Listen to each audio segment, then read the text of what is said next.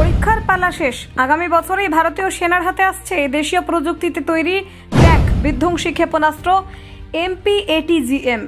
এবার থেকে দেশেই তৈরি হবে জ্যাভলিন। সেনার হাতে আসছে ডিআরডিওর MPATGM ক্ষেপণাস্ত্র। ফায়ার অ্যান্ড ফরগেট প্রযুক্তিতে শত্রুর ট্যাঙ্ক উড়িয়ে দেবে ভারতীয় সেনার এই নতুন অস্ত্র। না, আর বিদেশ নয়, এবার দেশেই তৈরি হচ্ছে ট্যাঙ্ক বিধ্বংসী ক্ষেপণাস্ত্র। ইতিমধ্যেই পরীক্ষায় সফল ডিআরডিও। মেক ইন ইন্ডিয়ার নতুন সাফল্য, যুদ্ধক্ষেত্রে নামছে ভারতীয় MPATGM। শোল্ডার লঞ্চ করে ট্যাঙ্ক ধ্বংস, সেনার নতুন অস্ত্রে খুশি প্রতিরক্ষা মন্ত্রক। ডিআরডিওর হাতে দেশীয় জ্যাভলিন, বিদেশি নির্ভরতা কমাতে বড় পদক্ষেপ ভারতের। শত্রু ট্যাঙ্ক দেখা মাত্রই ধ্বংস। MPATGM নিয়ে নতুন যুগে পা দিল ভারতীয় সেনা। ফায়ার অ্যান্ড ফরগেট প্রযুক্তি, ইনফ্রারেড ভিশন, এক ক্ষেপণাস্ত্রে কত বিস্ময় থাকছে জানেন? আমেরিকার জ্যাভলিনকে টক্কর ভারতীয় সেনার নতুন হাতিয়ার MPATGM। 30 কেজির মারণাস্ত্র। জানেন ভারতের তৈরি এই অস্ত্র ঠিক কতটা ভয়ানক হতে চলেছে? দেখুন, defence research and development organisation তৈরি মনুষ্যবাহিত ট্যাঙ্ক বিধ্বংসী ক্ষেপণাস্ত্র MPATGM ধাপে ধাপে প্রাথমিক স্তর থেকে চূড়ান্ত পর্যায়ে পরীক্ষা নিরীক্ষা সম্পন্ন করার পর সেনা কর্তৃপক্ষের সন্তোষজনক মতামত পেয়েছে। এই অস্ত্র ব্যবস্থা এখনই কেবল পরীক্ষা উত্তীর্ণ নয়, মাঠে ব্যবহার উপযোগী হিসেবে মূল্যায়ন করা হচ্ছে। প্রতিরক্ষা মন্ত্রকের সূত্রের কথায় আগামী বছরের মধ্যে সীমিতভাবে সেনার হাতে তুলে দেওয়া যাওয়ায় এই সম্ভাবনা রয়েছে।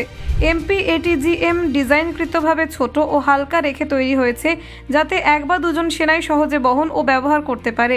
মিসাইলটির ওজন এবং কমান্ড লঞ্চ ইউনিট সহ সামগ্রিক ওয়েট কন্ট্রোল করে এমনভাবে তৈরি করা হয়েছে যে এটি কাঁধে রাখা লঞ্চার থেকে ছোড়া যায়।